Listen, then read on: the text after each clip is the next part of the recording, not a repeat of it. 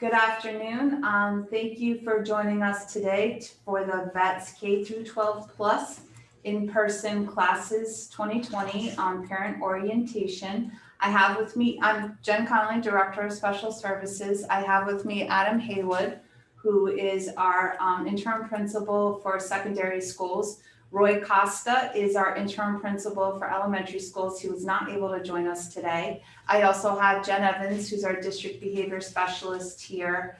Jeff Taylor will be fielding questions for us, and Andy Sharkey has zoomed in. She is our nurse department head who can answer any health related questions that may come up.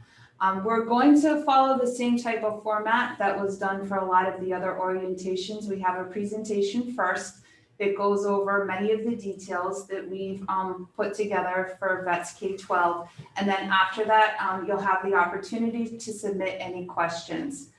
In your YouTube video, you should see underneath a description that has a link to a form to ask questions. I know we've already had a couple of submitted, and we look forward to addressing any questions that you may have.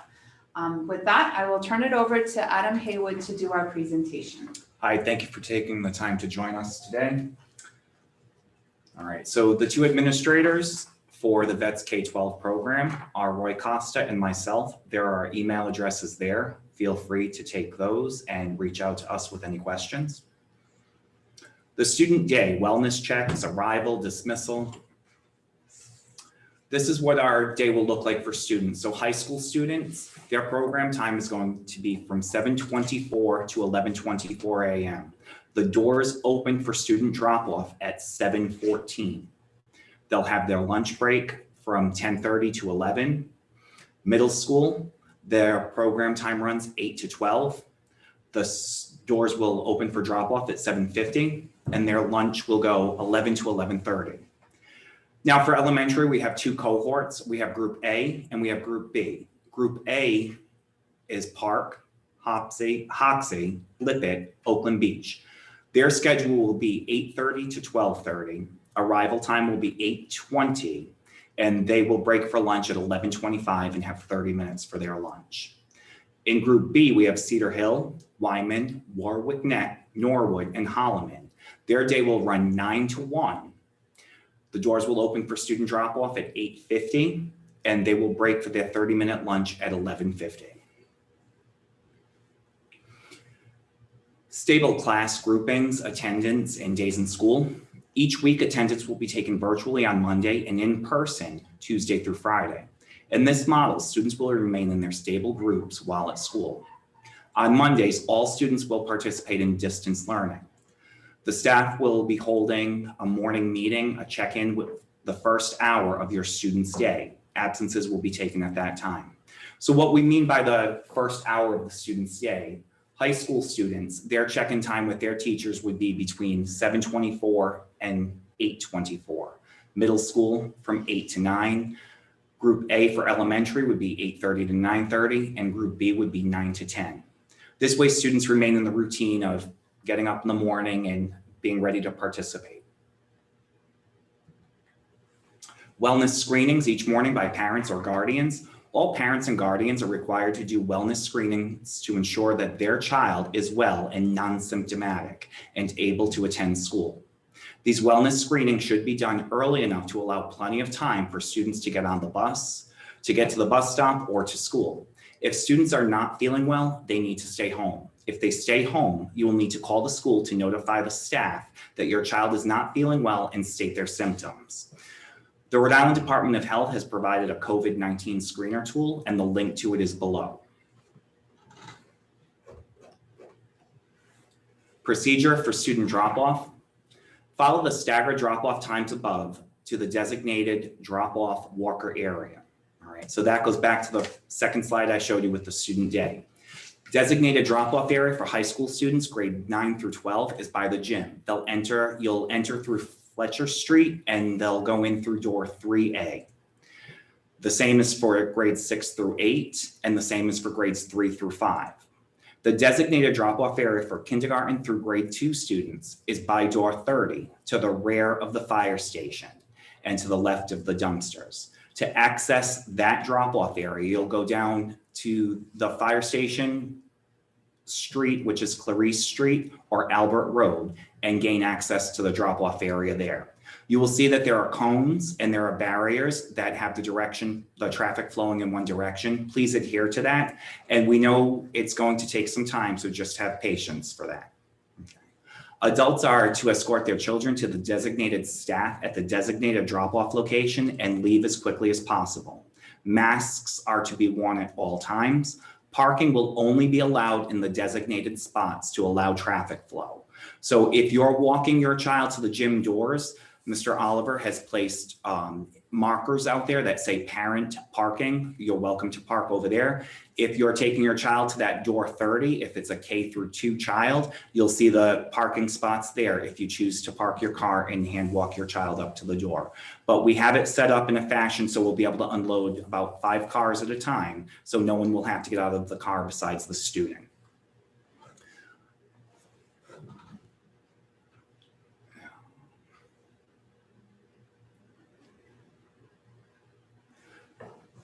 Please note that children should be dropped off the 10 minutes before the start of their day, no earlier. Procedures for student pickup. You're going to follow the staggered pickup times. Adults must pick up their students from the designated pickup location and leave as quickly as possible. Masks are to be worn at all times. Parents and guardians must have photo IDs ready. If an ID is not shown, the student will not be released without permission from an administrator. Be prepared to supply identification each day. To make this process run more efficiently, we request that you use a sheet of paper and clearly print in large lettering your name, the names of the students, plus their grade levels that you'll be picking up. You can attach a copy of your ID to that paper and bring it to pick up your child at the designated pickup area. You can reuse that paper each day when you pick up your students, just keep it in your glove compartment or under your driver's seat for easy retrieval. It may take a few minutes for us at dismissal and arrival, so please be patient. The pickup locations are going to be the exact same locations that the students are dropped off at. So if you drop off at the gym doors, you pick up at the gym doors. If you drop off at door 30 behind the fire station, you pick up at door 30 behind the fire station. Walkers to and from school. Again, we need everyone to wear a face mask and practice social distances while walking students to and from school each day. Please do not congregate by the doors with others. Please remember to stand at least 6 feet apart. Once students are with their parents or guardians, please leave the school grounds immediately. It's not that we don't want to see you. It's not that we don't want to talk to you, but to maintain social distancing and allow all of us to do the work that we need to do, we need to keep everyone moving. Please do not drop off your students more than 10 minutes before the start of the school day. I can't stress that enough. We will not have enough staff out there if they're dropped off early, and I don't want to see anyone's child left unattended. Student pickup for walkers and those carpooling, ride sharing. School staff needs to be aware that of the people you have designated to pick up your children from school, either as a walker or by carpooling, car sharing. These people must be listed on your student's emergency contact list in Aspen. If you haven't updated that at this point, that would be a good thing to do before we begin next week. Make sure anyone who would possibly pick up your child is listed in Aspen. So that's a grandparent, an aunt, an uncle, anything like that where, maybe one day you get tied up at work and you have to call someone else to go. They have to be on that list. All right, late students. Dropping off late students. More than ever, it's extremely important to arrive on time for school each day so that we can keep everyone safe by keeping our pods of students organized and contained. It's a short day, it's only 4 hours, so we want to make sure that children are able to maximize their instructional time every day. If your child arrives late to school, you need, and this is for all grades, you need to park down by the gym in the designated parent parking area. You will walk up to the main entrance of the school, ring the bell, so that your child will be provided entrance. Do not leave until your child has safely entered the school. You will need to call the school to supply the reason for the late arrival, as well as send in a copy of any doctor's notes, etc., explaining the reason why they were late.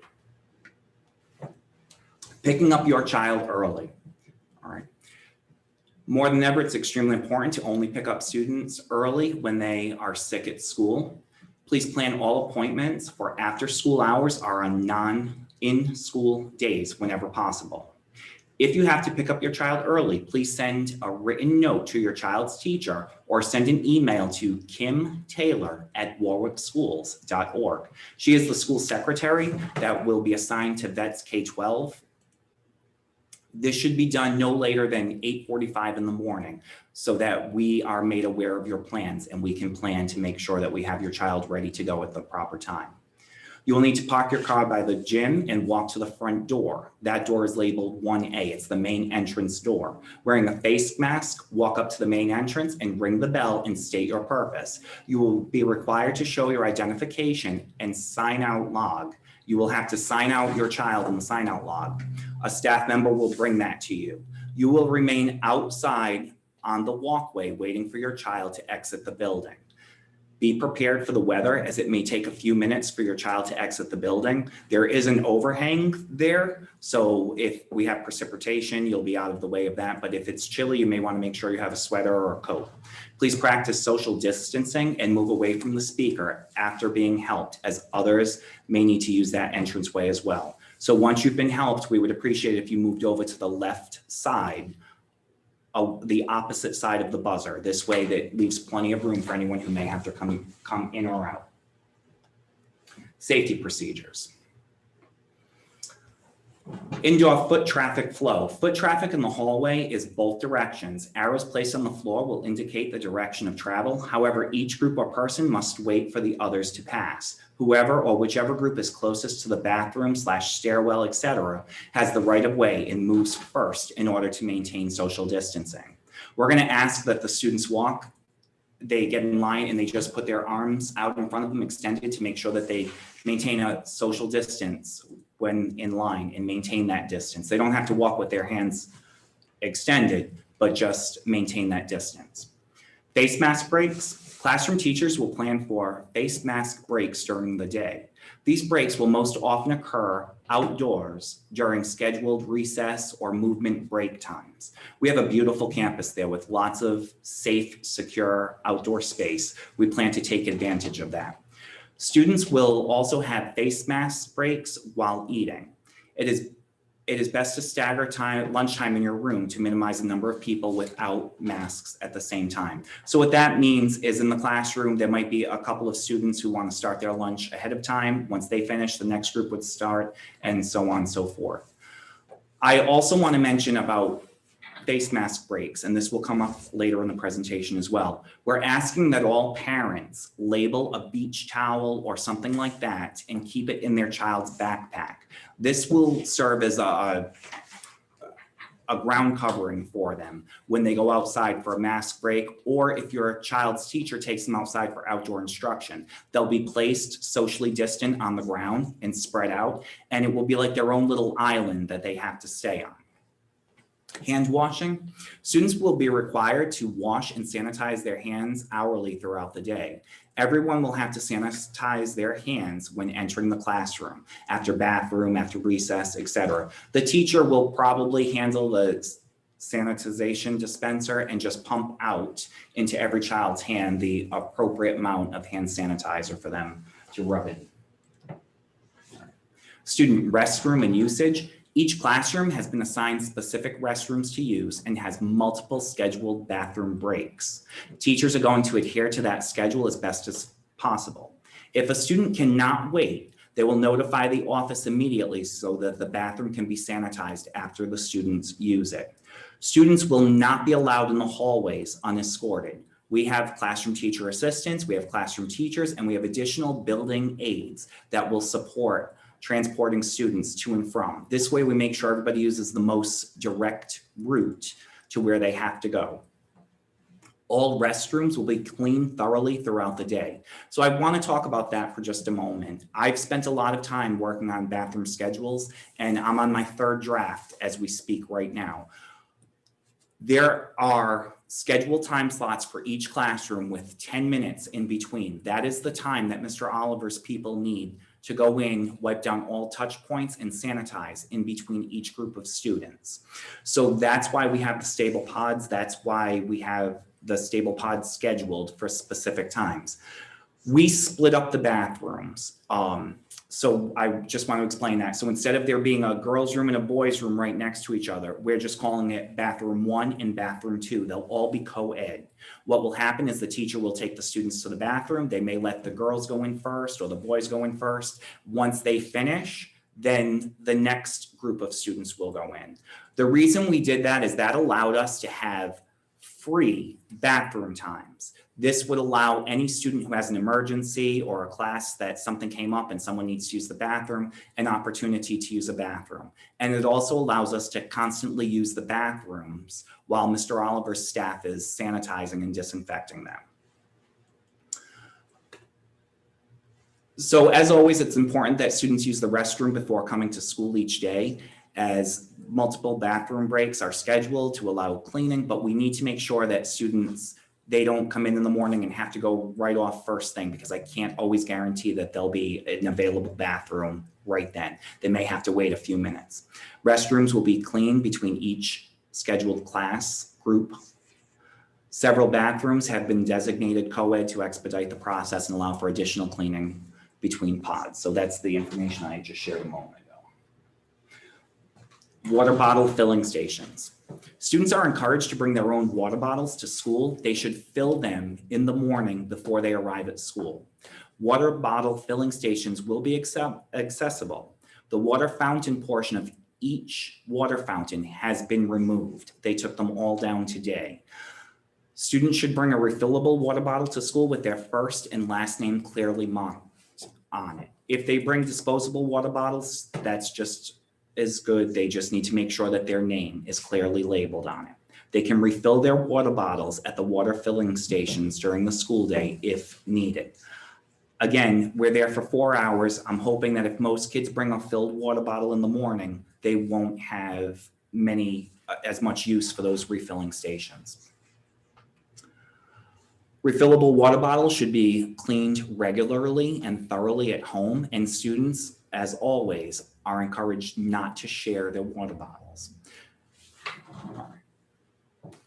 During the visits at the school, teachers have been showing students the closest water station to their room so that they know where it is in the event that they need to use it. Again, they would be escorted, but just so they're aware of where they are. All right. Students who struggle to wear masks. This is a protocol for students who cannot tolerate wearing a mask due to their disability. And we'll look at that protocol in just a moment. Dr. Connolly can review that with us. In order to safely support these students, we will be doing the following. We will ask parents of children who do not wear a mask to complete and submit a daily COVID screener. Seating students away from others on the bus and opening windows, seating these students very carefully in the classroom with 6 feet of social distance, plexiglass desktop dividers, and the use of masks and goggles by classroom staff. So the protocol, which should have been shared with all of you, hopefully you can all access it. You can definitely request a copy of it from your teacher. Really outlines the protocol for students who, because of their disability, cannot tolerate wearing a mask. If a student is capable of wearing a mask, they absolutely must wear a mask per the school committee policy, as well as Governor Raimondo's requirements and the Rhode Island Department of Education. We did collect mask wearing information when you submitted the survey indicating you'd like your child to attend vets. We are always willing to problem solve with you, but we must make sure that we have as safe a classroom as possible, not only for your child and the staff, but for the other students who attend as well. So if you have any questions about your child or the protocol, reach out first to your special education teacher, then to Adam Haywood or Roy Costa, and we will definitely work together with you as a family. Classroom setup and cleaning expectations. Classroom seating and materials. All desks and table arrangements will provide between 3 to 6 feet of distance between students. Teachers will create a seating chart and follow that seating chart at all times. Students will sit at individual desks or tables facing the same direction. Students will keep their backpacks and coats and jackets at their individual workstation. Students are not to share their school supplies or school materials. Each student will receive their own books and needed materials. Gator masks and bandanas are not allowed under the state's guidelines. So again, I just want to reiterate that gator masks and bandanas are not allowed under the state's guidelines. Building cleaning. Additional custodial staff has been assigned to the VETS building to provide the cleaning and disinfecting necessary to operate safely. They will disinfect high-touch areas of restrooms after each group's use throughout the school day, disinfect high-touch surfaces in public spaces, disinfecting all desks, tables, and seating surfaces during the day, and a deeper cleaning every night. While these extra custodial staff and extra cleanings will help enable a safe working environment during the COVID-19 pandemic, keeping facilities clean will be all of our responsibilities. Other suggested tips for maintaining a clean, safe classroom include using hand sanitizer if soap and water hand washing is not readily available, cleaning off any shared objects in the rooms like keyboards, writing utensils, and chairs. And we have enough chairs that it should not be an issue that students have to use someone else's chair. Keyboards and writing utensils, those will be the students' own materials that they're using, but we'll still provide the opportunity to wipe them down. All right. Recess, outdoor mask breaks, outdoor instruction. During outdoor recess, each class will use one section of the play space available each week. There will be at least 14 feet of separation between each class or pod while they are outside. Students are to play games that require no physical contact and no violation of entering into another class's pod, play space, etc. So an idea, something that they could use with that might be a game like Simon Says. Indoor recess days, the students will remain in their assigned seats within their classroom. And again, there might be something like Simon Says or something like that to help engage them during that time. Whenever possible, classes may be conducted outdoors. Therefore, it would be helpful to place a beach towel with your child's name on it inside your child's backpack for him or her to use for outdoor seating purposes. And along those lines, I would also strongly suggest that they make sure that they dress in layers because it may be chilly in the morning or it may get colder as the day goes on. And we want to make sure that they're dressed appropriately to be outside if they choose to go out. All right. Itinerant schedules. All itinerants will provide instruction virtually after in-person instruction is over for the day. Itinerants will be scheduled through your home school to allow for consistency and smooth transition once distance learning is over. If you have a concern about itinerants or your child may struggle with doing this at the end of the day, please let your child's special education teacher know so we can make the accommodations and modifications for your student. Breakfast and lunch. Students will all be receiving breakfast and lunch this year. Students will eat breakfast in their classroom with their stable group first thing in the morning. So we're going to keep this to 10 minutes. We know it may take a little longer in the beginning, but as time goes on, we're hoping to get it to the 10-minute mark. All students are eating lunch in their classrooms due to student allergies. No products containing peanuts or tree nuts are allowed for snack and lunch. Students are not allowed to share food. All students will have lunch at their seat in their classroom. Teachers may bring their classes outdoors for lunch, provided that they take all the debris back in and dispose of it properly. So that's where those beach towels would come in handy again. The students could space themselves out and enjoy a nice outdoor lunch. All classroom lunch times are staggered as the lunches will be brought to the classrooms. Lunch aides will bring breakfast and lunches to your classroom for dissemination. The lunch aides are going to deliver it to the door and then the teacher or teacher assistants will take it from them. So the lunch aides will not be entering your child's classroom. Again, this is our breakfast and student lunch schedule. So depending on where your child falls, whether they're high school, middle school, elementary group A, or elementary group B, you'll see it outlined right there. And like I said, we know with breakfast, it's going to take more than 10 minutes at the beginning of the year, especially for those younger students. Our goal is to get it to about 10 minutes, so we're not taking away from the instructional time. Arrival and dismissal of students. Bus students, all buses will drop off at the main entrance doors. Only handicap lift buses will drop off at the back door. That will be door C22. The reason we're doing that is to allow enough time for students who need the lift bus for them to safely unload or load the student without causing backup. Parent drop off and walkers, grades 6 through 12 and 3 through 5 will be at the gym doors, door number 3A. Again, K through 2 students will enter and exit through the number 30 doors by the dumpsters behind the fire station. Greeting and guiding students to their classrooms. Administration, teacher assistants, building assistants, and anyone else available to greet buses and vehicles and manage the arrival of students each morning will be there to help. Building aides and teacher assistants will direct the students into their classes. They'll provide supervision and guidance to students once they get to their classroom.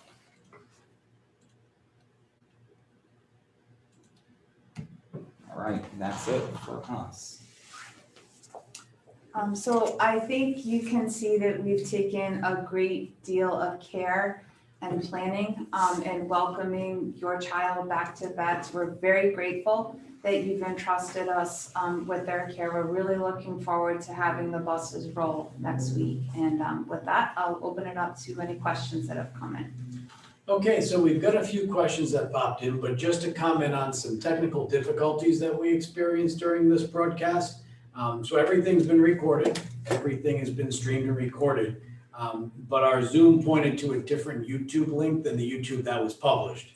So when I realized that a few minutes into the presentation, I put a comment up from one YouTube link to the other YouTube link. So that way folks, it looks like many folks jumped over and saw this, which is excellent. But this is saved and recorded at this address that we'll share out with you. So nothing is lost in translation. It's just some folks might have been tuning in live and been waiting for the presentation to start while the whole time it was going on a different YouTube link. So everything's been captured. You'll notice in the comments though of this presentation is the link for any questions. We do have a few questions that popped up. And the first question is that RIDE states that all children should be returning to school in October.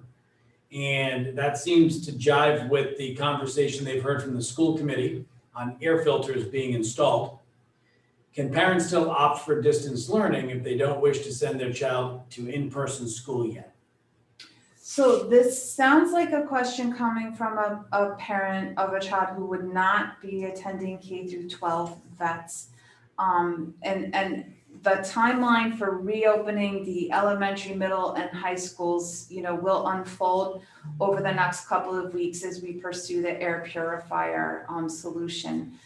For this year, any family who chooses distance learning for their child will have that option. You will not be required to send your child back into any in-person scenario, but we do hope as more opportunities arise that you will choose to send your child into school. Okay, and a question here too about communication leading up to the 29th. This one particular parent is just saying they haven't heard anything yet from any teachers.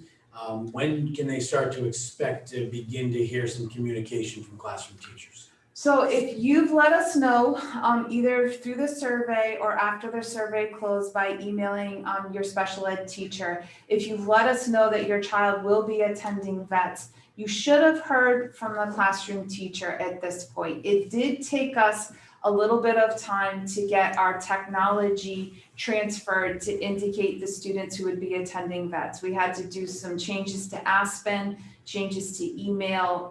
So it did take a little bit of time. If your child will be attending VETS starting next week on the 29th, either in person or through distance learning, you should have heard from the special education teacher by now. If you have not, you can certainly email Adam or Roy. Their email contact information is at the beginning of this PowerPoint. I just want to add to that too. We have a few teachers who are out on medical leave. Yes. And Ms. Saunders and Mr. David McCaffrey have been trying to hold their Google Meets to check in with the students. So they're not necessarily your child's teacher, but they've gone above and beyond trying to reach out. And the other thing with that, we had a family recently that reached out to me. And when I looked in Aspen, their phone number had changed and their email address was no longer their current email address. So we're using that to reach out to families as well. So please make sure that if there's any chance anything's changed, that you go into Aspen and update the portal. And I know you'd mentioned this earlier in the presentation, but if a child is out sick, who do they call? Okay.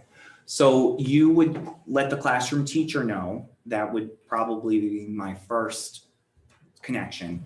And then I would let the school secretary know. Her name is Kim Taylor, and she could put you in touch with the school nurse or so on and so forth and go from there. But we just want to know, I mean, if your child's out with, they fell and they scraped their arm, that's one thing. We just want to make sure that we're aware of anything and everything that could be going on. And then the last question that popped up is, which we did address, is this being recorded? Will this be available later? Yes, it will. We'll share the link out just so that way the folks that weren't able to watch this have it, and the folks that are hanging out, waiting for the other link to start still, you'll get this link anyway. And we apologize for any inconvenience. Is that it for questions? That's it for questions. Thanks, everybody, for tuning in, and we'll see you later. All right, thank you.